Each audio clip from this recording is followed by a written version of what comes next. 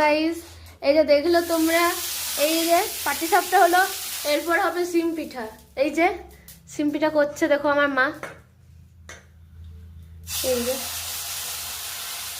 কাদের ঘরে কি কি পিঠা হচ্ছে একটু জানিও।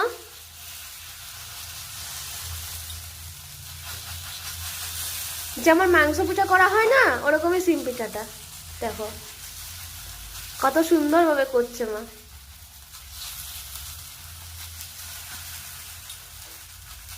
তোমরা দেখতে থাকো।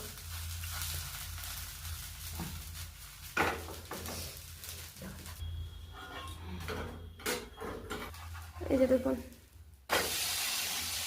এবার উল্টে দিল, এক সাইডটা হলো আর এক সাইডটা উল্টে দিল। এই যে আমার মা পিঠা করছে, এই পিঠা বানানোটা আমার ঠাকুমার কাছ থেকে শেখা। আমার ঠাকুমা এত সুন্দর সুন্দর পিঠা করতে জানতো না, সত্যি আজ ঠাকুমাকে খুব মিস করছি। ঠাকুমা খুব সুন্দর পিঠা বানাতো বলে, এই যে ব্যাটারটা একটু পুরো হয়ে গেছিলো বলে আর একটু জল দিয়ে মাখা হচ্ছে। এই যে আমাদের পিঠে রেডি।